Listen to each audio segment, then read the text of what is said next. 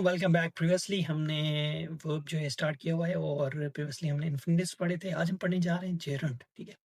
Gerund इस वजह से मैंने कहा है क्योंकि इसका नाम इतना खतरनाक सा लगता है ना, जेरंड, ठीक है?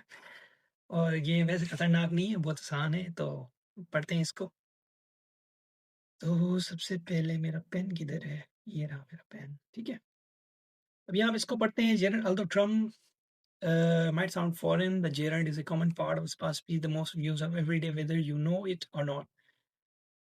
They are very easy to spot since every gerund is a verb और वर्ब के पीछे हम आईएनजी फॉर्म लगा देते हैं, ठीक है? तो वो आपकी जेरंड फॉर्म बन जाती है। Tackle to stale, so it acts as a noun and can do whatever a noun can do, subject object of the verb, object of the preposition, ठीक है?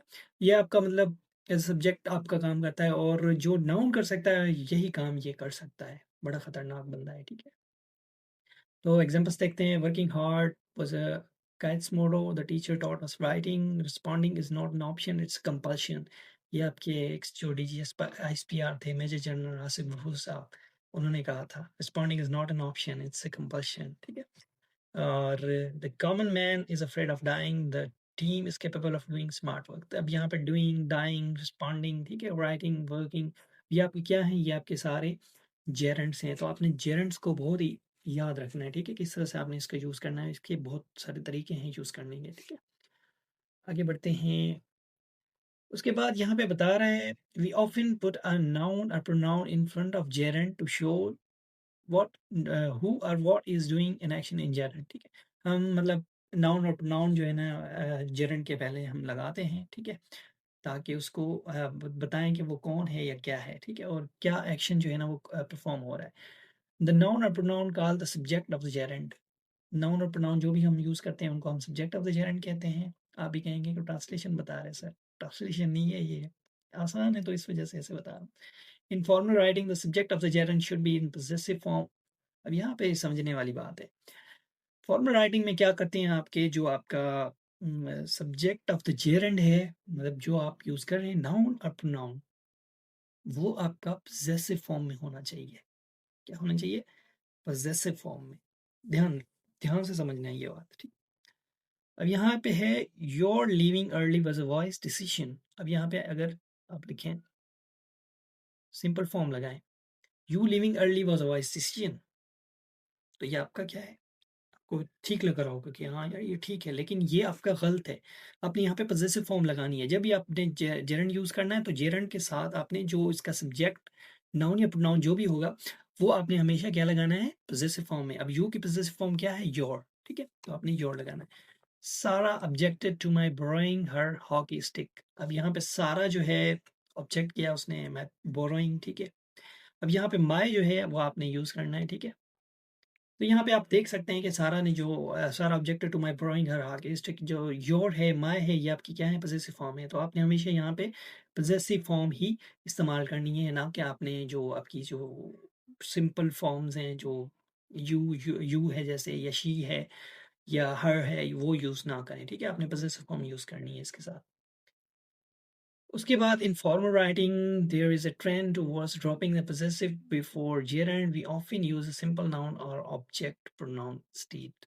तो इन फॉर्मल राइटिंग में आप देखते हैं कि ये ट्रेंड है कि आप जो पोजेसिव है वो ड्रॉप कर देते हैं पैरा जेरेंड के बिफोर, और हम जो है वो सिंपल नाउन और या ऑब्जेक्ट प्रोनाउन जो है ना वो यूज़ करते हैं। अब देखते हैं। अब यहाँ पे देखिए, Sarah objected to me borrowing her hockey stick. अब यहाँ पे मी आपने यूज किया है, ठीक है? अब ये मी जो है ये आपका क्या है?